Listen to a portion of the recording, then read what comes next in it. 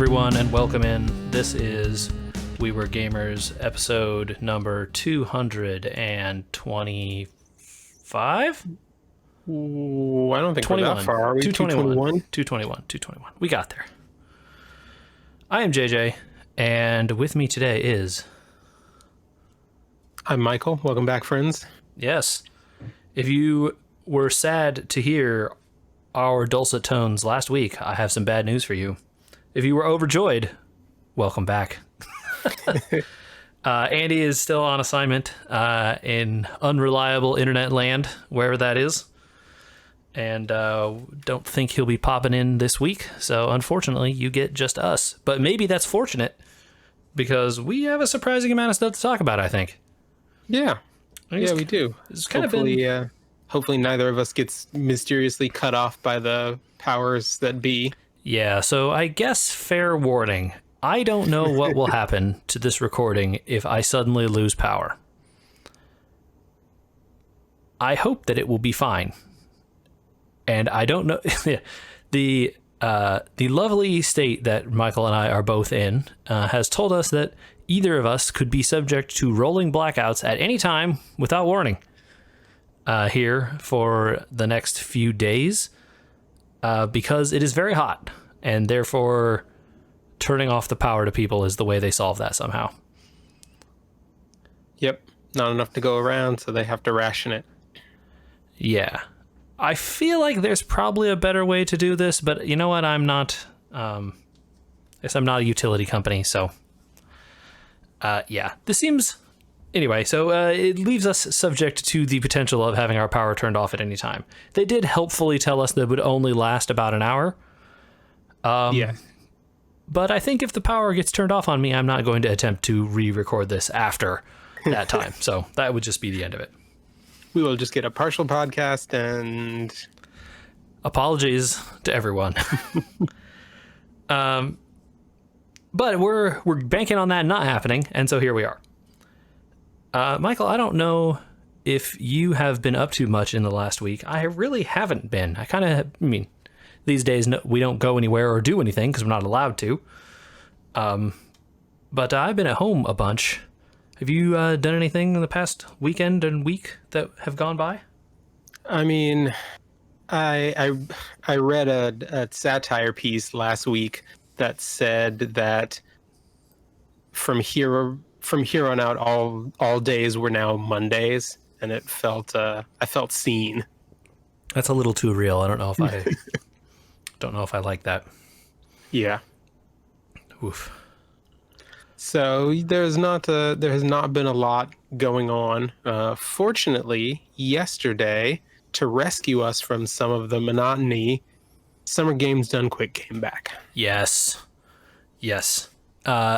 I will say I've watched several runs so far. Being that I'm at home, I have the luxury of being able to just keep it on in the background much better than I would be if I was at the office. Yes.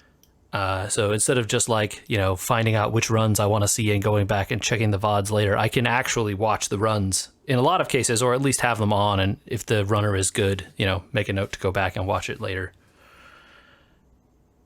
Have you seen... Yeah, I caught a few.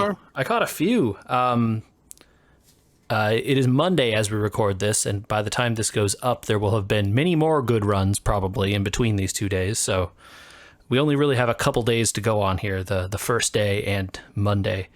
But I really enjoyed watching The Witcher 3. I didn't watch all of it because it was 2 hours long. But for a speed run that's 2 hours long of a big story game, usually they're kind of incomprehensible because they clip out of bounds and do all this crazy stuff. Yep. He didn't really go out of bounds. There was only one case where he went out of bounds. It was early in the run, and they use it just to despawn an NPC, and then they go back. Okay. So it was pretty minimal. And the thing I really, really liked about it was just the silliness that they get up to in that the guy running it was one of the really good ones that is able to talk while they're running the game. Yeah, those are always the best. So they have a person on commentary, but like I don't think the commentary guy could get a word in edgewise over this dude. He was talking so much. But also it was a lot of like him telling jokes about the stupid things he's making Geralt do, and like there's some glitch in that game in the version that he was running, and I don't understand it how it works exactly, but it involves him using the crossbow or something, and somehow using that he can basically turn Geralt into like super speed Geralt. He like runs at like 100% speed. And like to the point where like him running now is way faster than the horse. It's way faster than any other weird like thing that would be going on in the game. And so he just like constantly gets out of the boats and swims, jumps off the horse and runs. It's just like, cause it's faster. Right. And so he's like constantly making silly jokes about how like, you know, Geralt has to go fast and all this silly stuff like that. And, you know, there was a lot of good like toss a coin to your Witcher jokes as he's earning money and doing stuff. As there should be. Yeah, it was very good. So I would encourage people to go watch that one. How about you? Did you see any good ones? Let's see. What have I caught so far? There was a good Rayman's Legends run.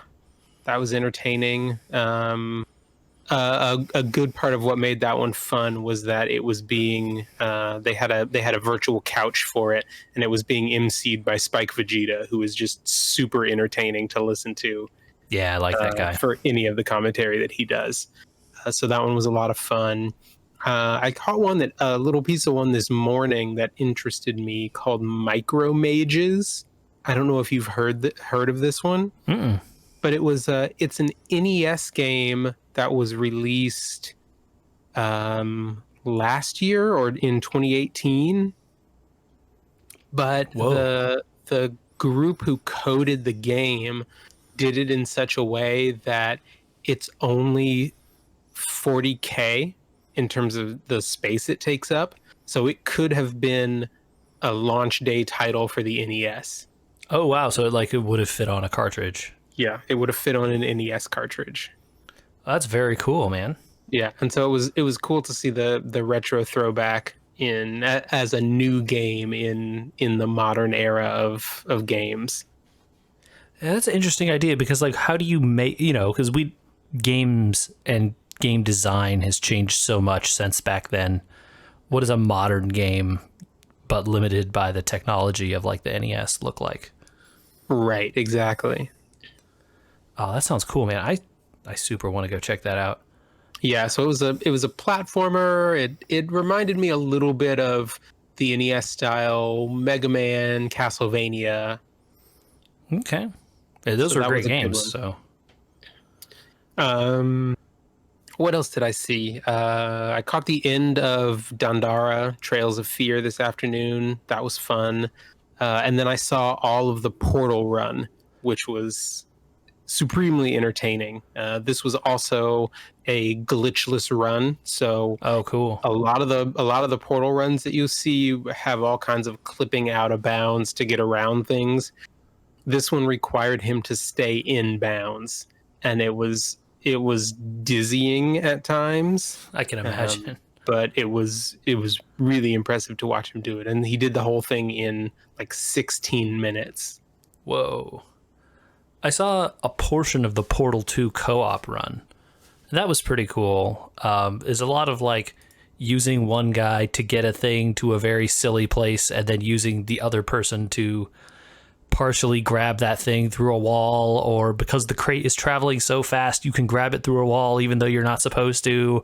Right. Or like put a portal in a place you could never survive, but because one person did it, then you can put the other end and like do all kinds of shenanigans. I felt like the entire run was one guy doing a really hard jump and then dying, and the other guy using the fact that he was able to make the really hard jump to set up some other trick, and like, you know, right. use the guy's death to leap them forward somehow and stuff. It was a whole, like, it felt like a just like, all right, sacrificial pawn, you go. And then the other guy, you know, tries to make a jump and then dies anyway, and it was very funny. Nice. So that was a good one, and then like the two guys had a lot of good stuff to talk about. You know, Portal 2 and Portal 1 apparently. I should go back and watch that because that sounds cool. Yeah, it was really good.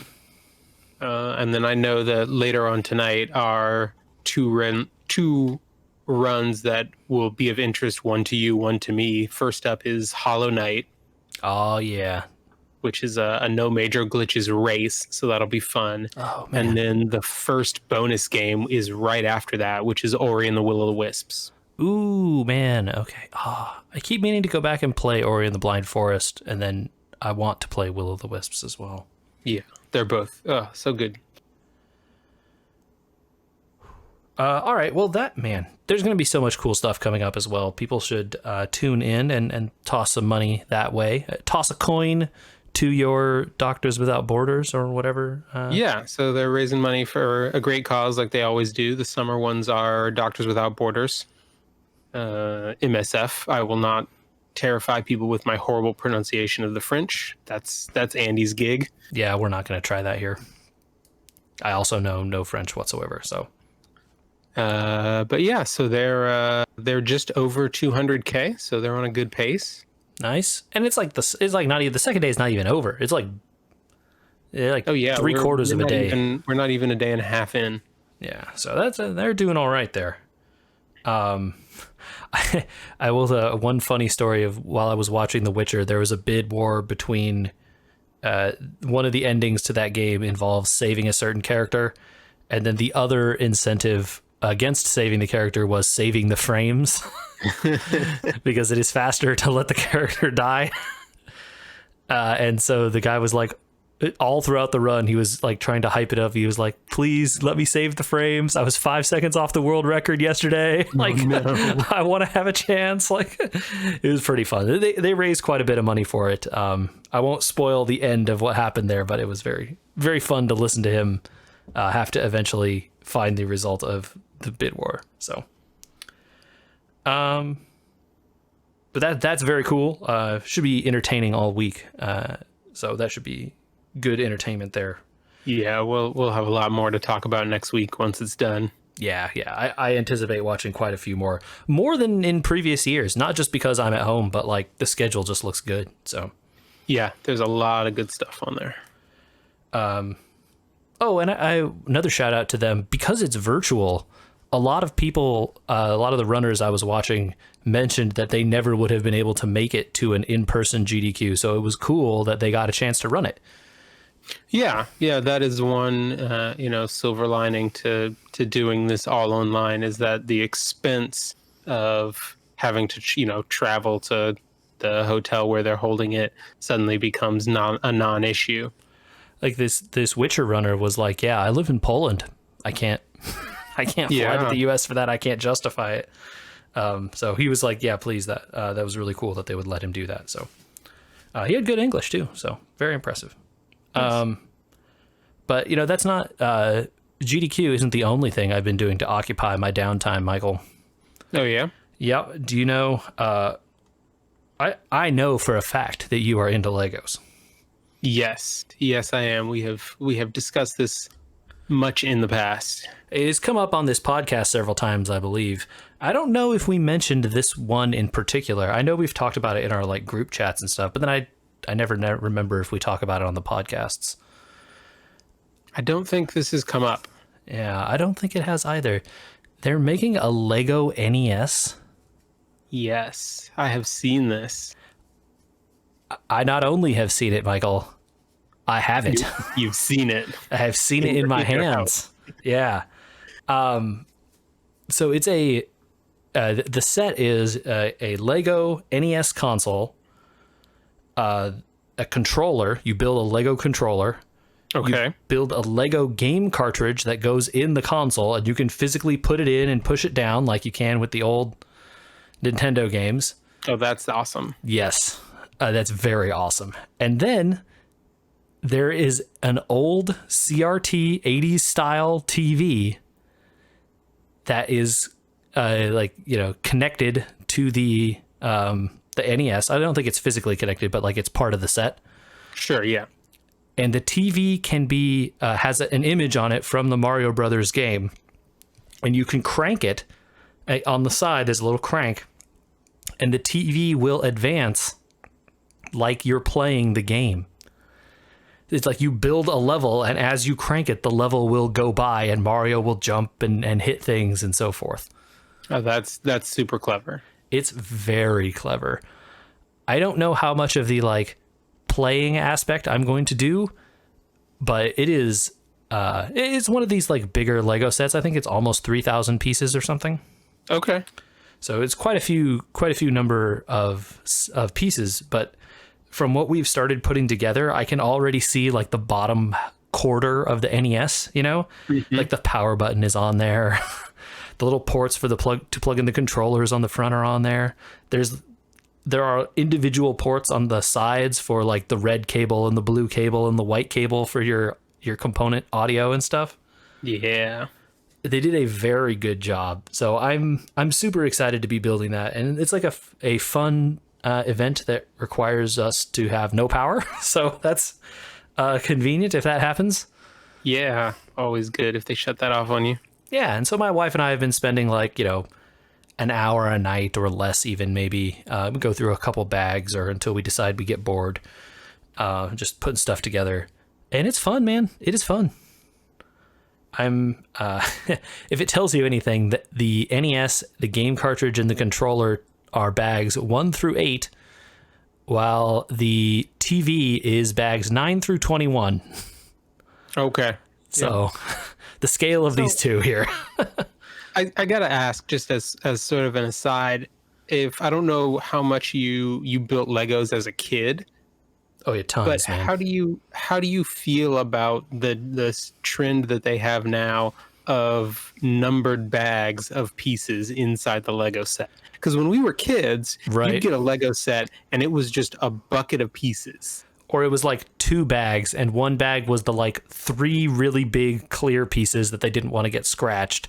Yep. And the other bag was every single other piece. Yeah, and so you learn to just like paw back and forth through a pile of pieces looking for the one tiny piece that was stuck underneath another piece. And that was part of that frustration, and the search was part of building a set. Well, let me tell you, at least, so I built 2 really big sets. I built the Millennium Falcon set, which is like almost 8,000 pieces, I think, 7,500, something like that. I think it's over 8. Is it? Okay, whatever it is, a lot. That was so big. My wife and I were building it together. It must have taken us like a month and a half or something, of like 2 months maybe. A long time. And you still had, like, they divided it into bags. The bags were still huge. And you still like had pieces you couldn't find. You're like, I need the little skinny flat 2-piece, like 2x1, and it, like, where is it? Is it buried in this other giant pile of like tiny little doodads and bobs or whatever, or is it over in the other pile with all these other similarly colored flat pieces but that are slightly bigger? Right. We haven't encountered that as much on this one because the pieces are generally smaller and it's like obviously like a less big thing overall. But yeah, I think in some cases, like these huge sets would just be impossible if they didn't divide it up somehow, right? Yeah, because it's 8,000 pieces in 25 bags, but that's still how many pieces in each bag? Right, and they're not divided evenly too, to be fair. No. Like in some of them, it's like, these are actually like, there's like 50 pieces in this one. In this other bag, 300. Like, it's just, sorry. So I'm not sure how they do that division, but it definitely, I certainly have good memories of like dumping a bunch of stuff on a table or on the floor as a kid, and then just being like, oh no, did I lose the one button that I was needed to finish this spaceship or whatever? Yep. Although I then will say like, I built the things in the instruction book, played with them for like a week, and then crashed them into each other, and then started building my own stuff as a kid. So sure, as you should do. Yeah. But as an adult, I'm obviously not trying to pick up the Millennium Falcon and fly it around my room. I imagine that would probably throw my back out. Much less crash it into things. Oh God, if you did that. It's so big. Have you seen the this is a great video to watch, and it's super appropriate to this. The super slow motion video of the group that built the Super Star Destroyer Lego and then drops it on like a tile floor point first. Oh no. Like they hold it several feet off the floor and then just drop it, and you can watch the thing shatter in super slow motion. Did they drop it intentionally, like for the video? Yeah. Oh, They okay, built it okay. with the intention of filming this video. I thought for a minute you were telling me that like you could just watch the person die. Oh, like knock it off the watch table? his No. watch his eye, the light go out of his eyes as he watches his time be destroyed. No, I haven't seen that. I'm gonna go look that up now because it sounds cool. It's really worth a watch. Oh, I should check that out.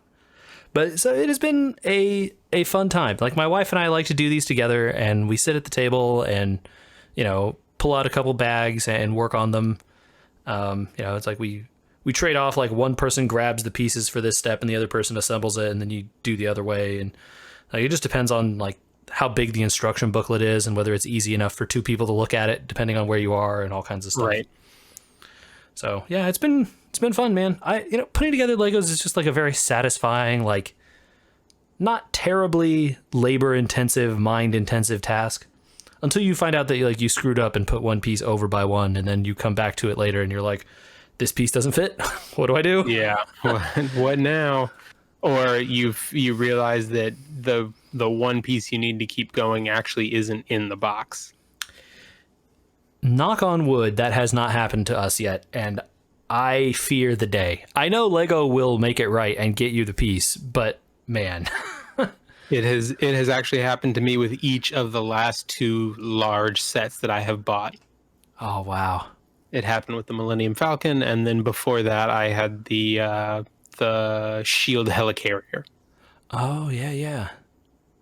Those are the Falcon is super huge. How did it's a like what was it just missing like one thing? Yeah, it was just one piece that was missing. The Helicarrier, it was kind of okay because it was just missing a piece from the UCS. All the UCS models for the most part come with that little black stand that you can use to display it on, and it's got Right. the little information plaque. There was one piece missing from the stand. Oh, okay. That's not so bad then. Yeah, the Falcon, though, was missing a piece that I actually needed to continue building. That's much worse. Yeah. It's a bummer, too, because, like, in that case, right, how long did it take them to get it to you, if you don't mind me asking? Not long. Like, they're pretty responsive, so they got it to me in a week, maybe two. Oh, okay, that's not so bad. So, yeah, they publish all of the pieces by part number in the back of all the instruction manuals now. Right, yeah. So you just go online and there's a form that you fill out for a missing piece. Oh, And so okay. you just look up your set number, you give the piece number, and your contact details, and they process it and send you the piece you're missing. Okay. I was worried you were going to say it took like a month or something, and I'm like, oh no, you have this giant thing sitting on a table somewhere for a month just taking up space. Yeah. No, they're pretty good about it. Okay, that's nice. Yeah, knock on wood, that doesn't happen to us. We've had good luck so far, but guess we'll see. So that's been a good, nice, this is like a nice chill activity, after dinner or whatever, just like hang out and build some Legos while we wind down from the day. Cool. We'll post some pictures when you're done. Oh yeah, definitely. I'll put some up when I'm done. I haven't gotten quite like you can almost sort of see it in the picture right now. Like if I took one, but it wouldn't be. It's not going to look cool until you get the full thing. So I will be sure to post some of those. What do we think? News or more game stuff? Let's keep going with the game stuff. Keep going with the game stuff. All right. So, Michael, I know you and I have both still been playing Final Fantasy 12. Yes. How's it going? It's going good. It's going good. I've been detouring for some things to power my characters up a little bit. Because this game, it it will note. It's, I think, kind of notorious. The original more so than the Zodiac Age that we're playing, but I think it's notorious for you suddenly being under leveled. Yeah, I remember the original being really, really mean about that. Like, there were a couple points where like, I just hated playing it. And in one instance, I grinded up through it, and then the other one, I was like, no, and then I stopped playing the game. So, Yeah, I mean, it does a good job of sort of like of not gating you from anything, but also letting you know, hey, you're not supposed to be here yet. well, I don't know if it does a good job, but the enemies certainly let you know when you get there that maybe Sure, you should yeah. leave. They generally do a good job of not forcing you to stay there, though. Like, you can generally leave areas and teleport somewhere else, and Yeah. do a side quest or grind some enemies or work on some license points or whatever. Yeah, so there are two things that I wanted to bring up. One of them is a kind of small gripe, and the other one is I'll get your feelings on it. So we'll start with the gripe, which is I didn't realize how much I appreciate multi-select menus until I started playing this again. Word. Because this game, I think I mentioned it last week, this game lets you buy all of the gambits, all of the gambit conditions up front for the most part, but you have to select and buy them from the shop one at a time. And the sad part is they're cheap, so you generally have the money. It's like, these are 50 gil, man. These other ones are like 100. The Yeah. fancy, even later, once you get a little bit farther, it unlocks a whole swath more, and those are like 300. Ooh. Yeah, I have 100,000 sitting here. Like, what do you want me to do, man? Yeah, you have to go in, you hit buy, it says okay, and you buy it, and then you have to go back in, you hit buy on the next one, and Yeah, and it is a hassle. if you think about it, it makes sense because in the original game, you found those a couple at a time throughout the story. So there was never a point where you were buying a ton of stuff from one place all at once, right? You were in a shop that had a dozen items, and it was Right. easy to scroll down the list and buy the couple of things that you want. Yeah, you would go to a Gambit shop in a new city, and it would have 3 new ones that you didn't have before or whatever. Yeah, exactly. Yeah, it's just, man, it just let me give me the buy all button. Where is it? That's all. I mean, at least you only have to do it the one time. Thank goodness they let you sell in quantities more than one. Yes. Yeah.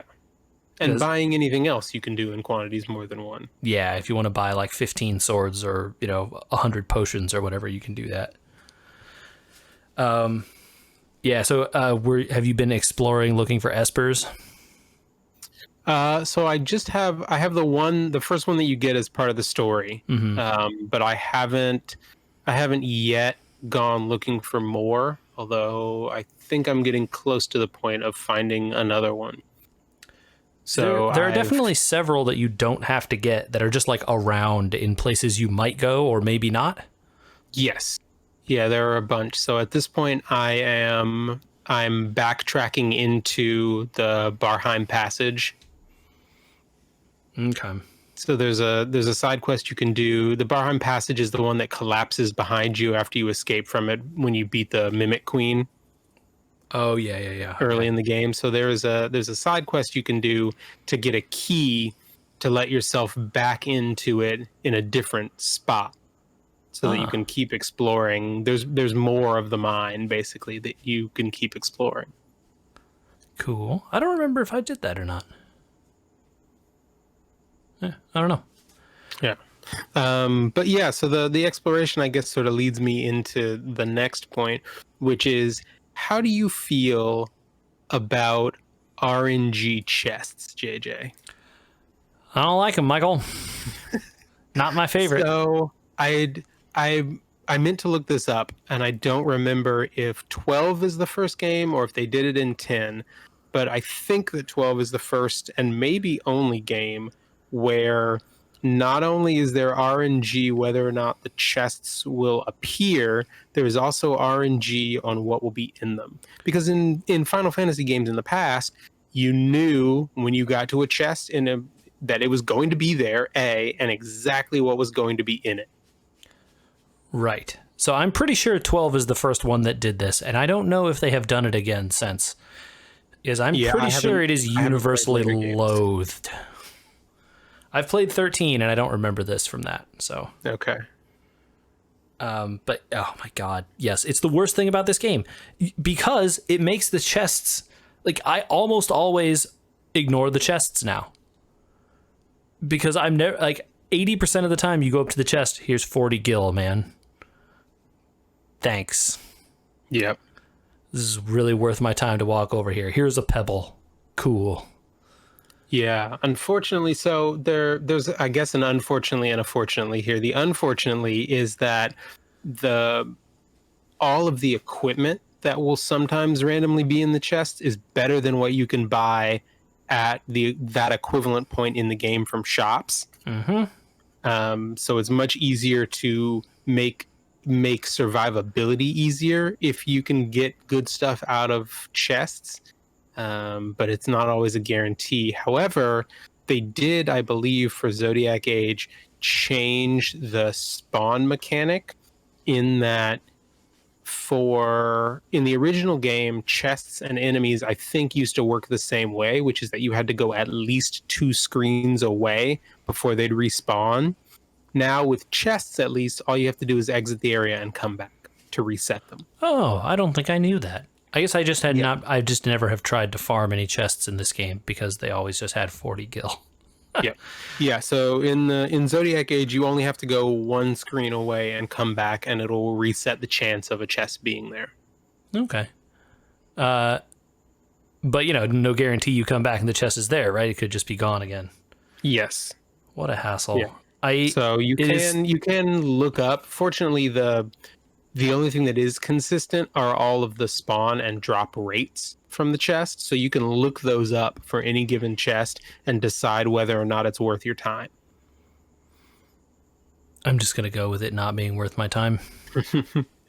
One thing I do want to point out, and I don't remember if we mentioned this before or not, but have you been messing around with the trial mode? Yes. So I have been messing around with the trial mode just a little bit. I think I've done a couple of runs just to see how far I can get into it. Mm-hmm.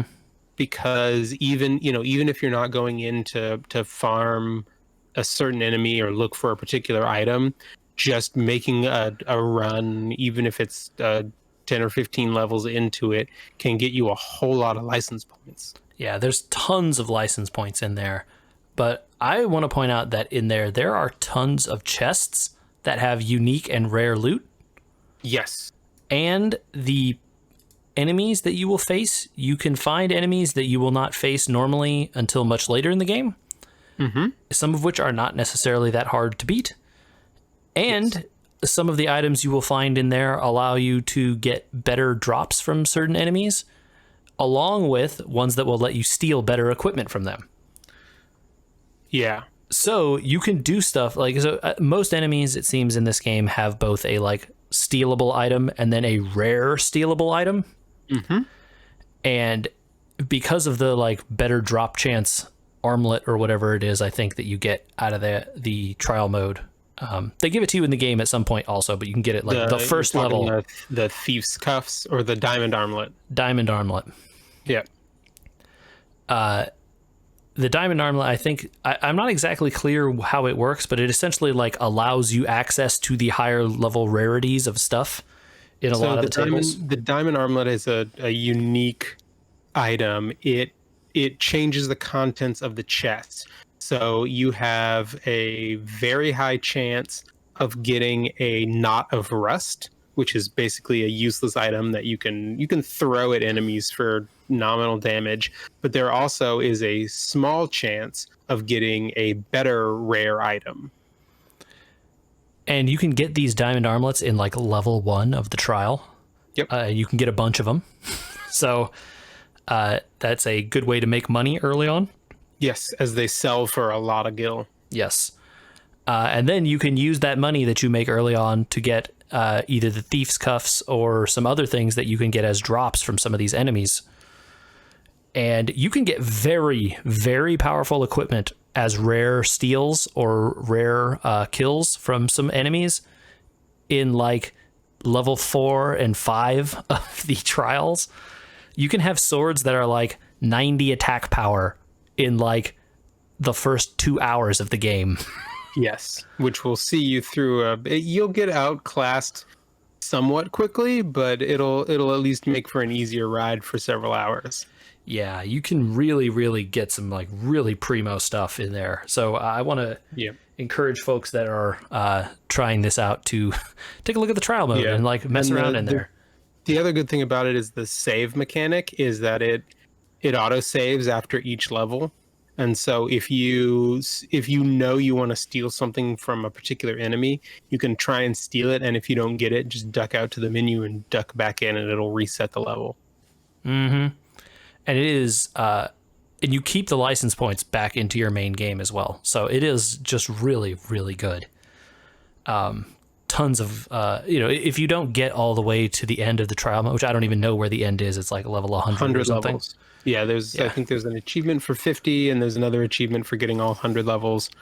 That's crazy. But even if you only get 10 levels in, you're going to come out with a whopping amount of license points. So you will be it's a good way to farm that stuff up. So if people are stuck, that's a great place to go. I don't think you get any gold or experience, though. It's only license points. License points and any items that you pick up, you keep. Okay, so you keep items, but no gold or levels. Yeah, so I think the farthest I've made it, I managed to make it to like 21, level 21. The biggest hurdle with trial mode I have found in the early game and trying to do it is that you don't have a way to deal with all of the status effects yet. The status effects are ridiculous. There are so many enemies just spamming stuff that you have no way to counter. I had one run that was killed because they put my whole party to sleep. And there's nothing you can do. You just sit there as they wail on you. Yep. The worst. I've had ones where they an enemy that just like constantly casts stop. Yep. And I didn't have I had an item that would remove stop, but everyone was stopped, and so I couldn't no one to use it. Yeah. I think I eventually beat that level by having one person stand way far back manually. Yep. Yeah, that's one way to do it. There's probably a better way to solve that, like some armlets or something that would prevent that, but oh well.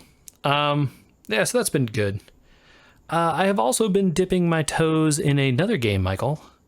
Oh yeah? Yeah, I've been playing Monster Train. Okay. Not one I'm familiar with. Have you played the Slay the Spire or any of those kind of games? I have Slay the Spire sitting in my library, and I have yet to fire it up. But I'm familiar with the idea. You should play Slay the Spire, Michael. That game's really good. I know you and Andy are both big fans. For folks who have never played these sort of games, I'm going to use an analogy to a board/card game, and hopefully people will understand that. Have you played Dominion, Michael? Yes, I believe I have played Dominion. Dominion is I have definitely played Relic, which I believe is basically the same. Is it? No, I don't think so. No, I thought they were based on the same system. But Dominion is a card building or a deck building card game. Okay. So I was trying to, because the Dominion, you start with a certain set of cards in your hand, and as you play them, you can purchase cards from the field and bring them into your deck, and then every time you run out, you shuffle up again, and you play new cards every turn, right? Sure. So okay. As the game goes on, your deck is getting bigger and bigger, so you have to constantly balance the types of cards that you're buying to make sure you still have the ways to buy new cards, but also cards that do things and cards that let you win, and all of those are separate things probably, right? Mm-hmm. So Slay the Spire and Monster Train are both similar in that they kind of have the concept of a deck of cards, and you start with a certain small set of cards, and you add new things to them over the course of the game. Okay. Slay the Spire kind of makes this into a dungeon, and you climb up this tower, and you go to the top, and you fight a boss, and then it starts over again at the next tower, and you climb up, fight another boss, and the bosses get stronger. Gotcha. Monster Train is a lot less... I don't know how to think how I should describe it. Like the combat in Monster Train involves so many more moving pieces than Slay the Spire, but there are less overall combat encounters, right? So you win this combat encounter and then you move on to the next one, but there maybe are only like 20 until you get to the end of the train line, right? And fight the final boss. It's probably way less than that, actually. It's like 15 or something. So that doesn't seem like a lot, but every combat encounter has multiple waves of enemies and then a boss at the end of it. And the way Monster Train is laid out is you are on a train full of like demons riding through hell or something that has frozen over. And your goal is to escort the beating heart of your train to the center of hell so you can like restart the Great Flame or something. I like so in this conceit, you have all these like monsters and stuff at your command because, you know, you're the evil guys and the guys you're fighting are angels. Various like kind of messed up looking angels. Sure. The oldest conflict. Right. Yeah. The good versus evil of things. And this game also gives you a set of cards, right? And you draw some cards every turn. But instead of where in Slay the Spire, your character is not really a card, in Monster Train, all the characters are cards. And so you will get like some characters in your hands, right? And then you can place them on the battlefield. And there are like options to place them in front of things or behind things or on various levels of your train. Your train has 3 levels, and then the heart of the train is at the top. And the monsters generally come in at the bottom, and then every turn they move up 1, right? Sure. Yep. Until you kill them. And so that's kind of the flow of things. You want to put your monsters in a certain place, and they have a round of battle, and they fight. And then whoever's alive at the end, your guys stay put, and their guys move up 1. So do you want to like block at the top, but then you let them have 2 free rounds, or do you want to try and like spread your guys out, or how do you want to strategize all that way? There's a whole bunch of like different layers of this stuff. Okay, so can you move your units forward like between waves? Maybe if you have a card that lets you do that, but they are not generally allowed to move. Okay, so you place them and that's where you are. Right. And there are cards that are like move a unit down a level. Okay. Well, then it says a unit, you could be using it on an enemy or on your own guys, right? And there are rules about like how many people you can have on a level. So it's like, you can only fit this many guys. Sometimes you have guys that spawn other guys. You have ones that will like eat little guys to power up, and there's all kinds of crazy effects. But it comes down to your guys have a health and they have an attack.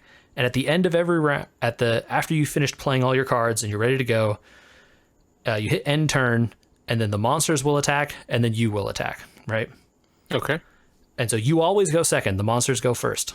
Unless you have some like special ability that lets you go before them, the monsters attack first. So you have to think like, I can get this guy who has like 15 attack in 1 hit, but he has like 3 health. So if a monster attacks first, he is gonna die. So then what am I going to do here? Oh, well, maybe I should get another guy who has like 1 attack, but 40 health. And then, put this guy in front of this guy and this guy behind, and here we go. Now I have like a little team. Well, that's great, but then they can only be on 1 floor. And so what do I do with the other guys, And so then there's, this creates the push and pull of everything. And then the bosses always have an ability that does something crazy to mess with you, right? One has he starts with a special ability that doesn't let him be targeted for like the first 8 rounds. So he gets to attack, you can't do anything. He gets to attack, you do nothing. You do attack, you do nothing. And then after him going 8 times, finally you get to start retaliating. Some other ones have abilities where like every time you play a card, they get stronger. Or every time you play a card, they put a like junk card into your deck. And so there's a ton of like weird little intricate strategies. And generally you can see before you go into these fights, if you hover over the fight, it'll kind of tell you like, hey, here's the boss, and kind of like an idea of his special power. So you have like kind of a chance to figure it out. Okay, to try and strategize a little bit to counteract what he's going to be doing.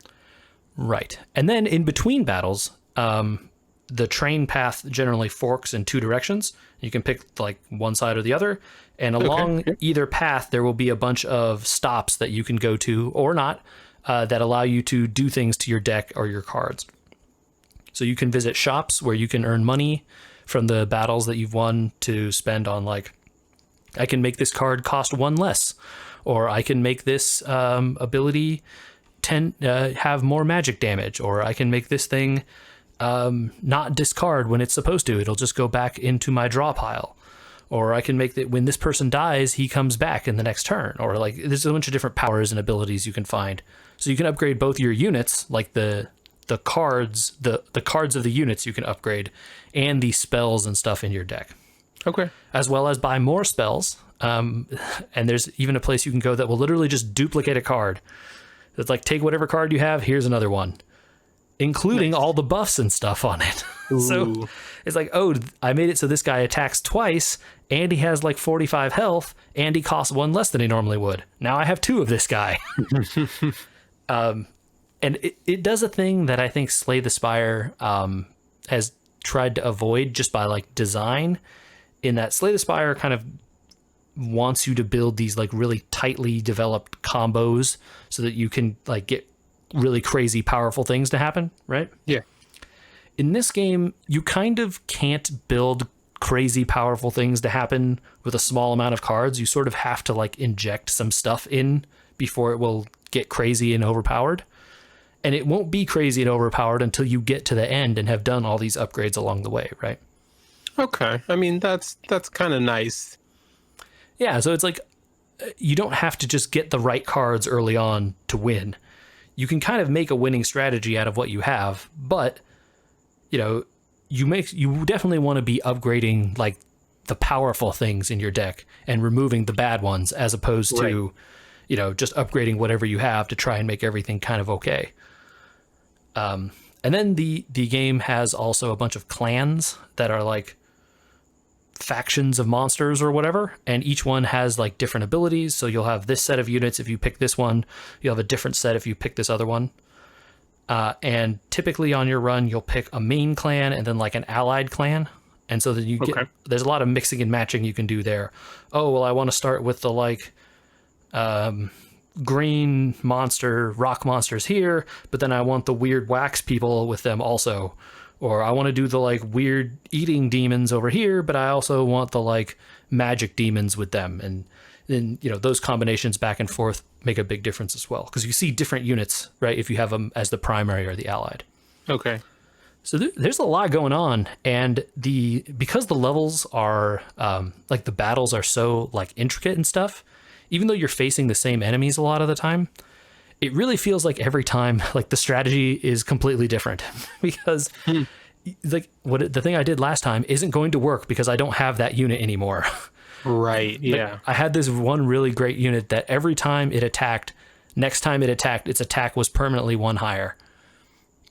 Oh, and if you get it, sounds good. It sounds really good. Yeah. And you get it early on, and then by the time you get to the end, it attacks for like 100. Right. But if you get it late, this thing is like garbage, and you're not going to get enough chances for it to attack to become good. And so even though that unit was like the best unit on my other run, if I get it now, it's like, I don't even want to look at that card. Yeah, because you're just not going to have the time. Right. And so, you know, all these strategies change. You know, there are cards that every time a unit on its floor dies, it gets something, or this one increases its health every time it kills an enemy, or this one does, you know, and so then you just sort of have to be like, it's a lot of like playing on your toes. You know, you just have to be like, well, I gotta think on my feet here. What do I have? What's good? I don't know. What can I do? Yep. Yeah. And in that sense, it sounds kind of like Dead Cells. It is kind of, yeah. It's a similar way, and you're like, all right, well, what did they give me here? Like, I guess I got this like weird bow and like, I don't know, this hammer. I guess we're going with this. Yeah, gonna have to make it work. Yeah. So I have been enjoying Monster Train. It is definitely one of those where then you'll get to a thing and you're like, okay. It also is really good about telling you how much damage every enemy is going to take, whether your guys are going to die or live through the attacks, and like, so you can know before you hit end turn if your guys are going to die and win the fight, right? Okay. Yeah, that's definitely useful. And so, or if the enemies are going to die, right? And so you get to that boss and you're like near the last round and you see that like he's not going to die. And then you're like, oh no, what can I do here? I have this hand. You know, what sequence of plays can I do here to try and buy me one more turn against this guy so that I have another chance?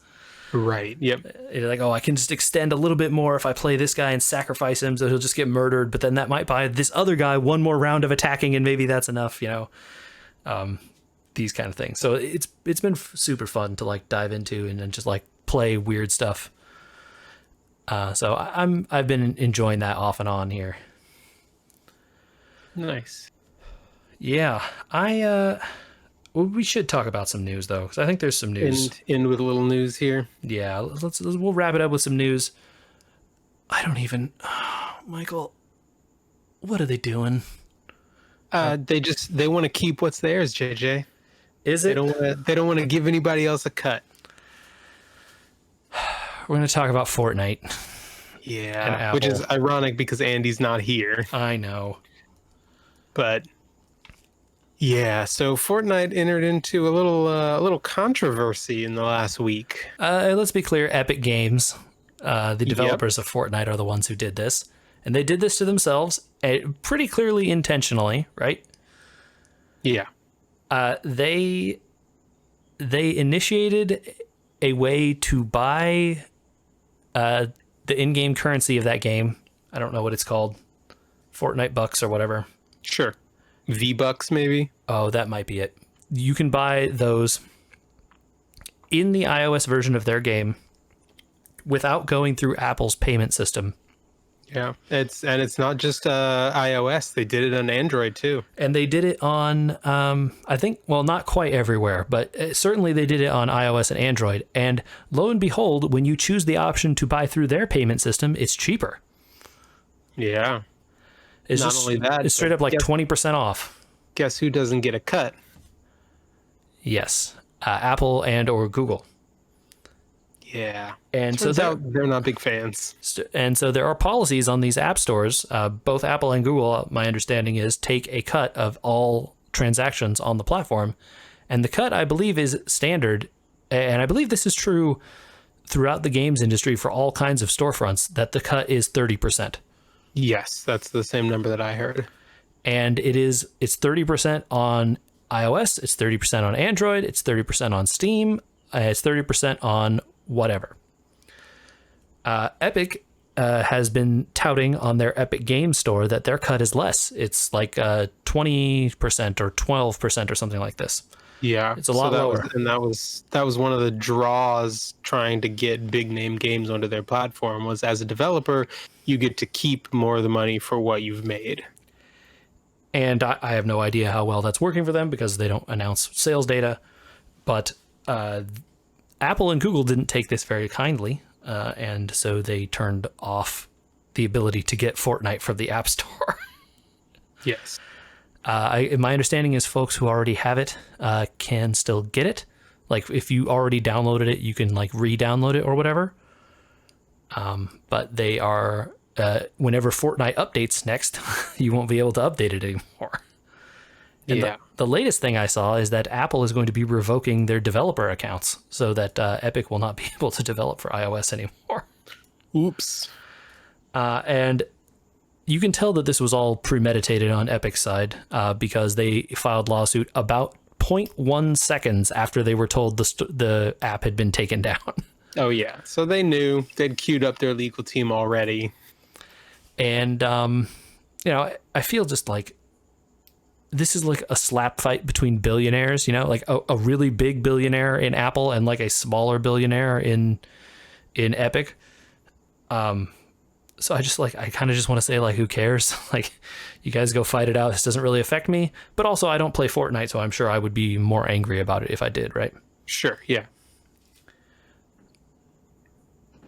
Man. I don't know, man. Yeah, I don't know either. It's so hard to, like... It probably would be good if people didn't have to pay these cuts to these platforms all the time. It's probably good, right? Sure. If we could get that number lowered to like 15% or something, that's probably good for every person that makes games on those platforms. Yeah, I don't think anyone would disagree with that. But at the same time, you're still getting, 70% of a thing. And it's also the thing you agreed to when you agreed to be on there, right? Right. So it's not like should be a surprise to you. You read that paperwork when you signed up. You had to know this is what they were going to do. But I don't know, man. It's just like, it's such like a weird, like, minute thing, but also like pretty big news because they're immediately going to go to court about it. Yeah. I don't know. Is it possible that they both can lose and the judges can give all the money to the players somehow? That would be nice. That would be nice. But I feel like the game would very quickly cease to exist at that point. Yeah. I can't root for either side in this debate because they're both wrong. Yeah. It's like no matter who wins, even though there are positives for one side winning, it's probably not good that they did this, right? Like if this is the way that they caused this to happen, that's probably bad. Yeah. Where's your eat the rich judgment when you need it? Right? That's what I'm saying. And like notice they've been focusing very heavily on the iOS one because iOS is like a bit more locked down in terms of what you can do, right? Yep.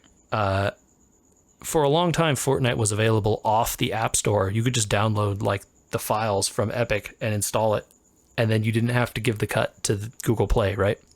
Yeah, and I think for Android devices you still can install it independently, and I think actually that Google is involved in a lawsuit of their own because when you install it independently and don't go through the App Store, you get a whole bunch of error messages thrown up about installing, non-vetted apps that could potentially harm your phone. And so they're being sued that it's unfair competitive practice. Yeah, it's like use our App Store or else. Exactly. Yeah, which is a similar idea to the one that they're leveling against Apple here, which is use our payment processor or else. Right. Yeah, I can't get too worked up about this, but I really just am like, let the billionaires go have their fight over there. We'll just, tell me what happens if I get a discount on V-Bucks later or not. Like I just can't about this. Well, if people want to tell us where they should send their opinions about the various billionaires, where could they do that, Michael? They can email us at weweregamers.com. And what is what's the email address there? Sorry, podcast at weweregamers.com. Leaving off a part of it there. They can also find us on the social media. We're on Facebook, we're on Twitter, we are on Instagram. You can look us up on YouTube. Go like and subscribe some of the videos that we have on there. I believe you guys just released a new Subspace Transmission. Yes, sir. I believe there was one released this past week. We are still watching Star Trek Discovery on there, so people can check that out and follow along with us. Andy and I are enjoying it, if not liking it a ton. So, yeah, check that out. And subscribe on our YouTube and all the various podcast apps. We're on there. Yeah, check all those out. Those YouTubes. Hit us up. Yeah, we're on Apple and Google Podcasts. Google Podcasts, Google Play Music is going away and becoming YouTube Music. I was going to say, I thought they already moved their podcasts, but they get a 30% cut of the zero that we make. So yeah, they can have that our 30%. They're welcome to it. If you want to give us the other 70%, though, find us on all those platforms. Yeah. We make no money from this podcast, just to be clear. So thank you for joining us, everyone. Hopefully we'll have a full crew back next week. And if not, oh well, at least we avoided the power outages. Yeah, how about that? Now time to go watch some Hollow Knight. Ooh, is that starting? Yes. It's already started.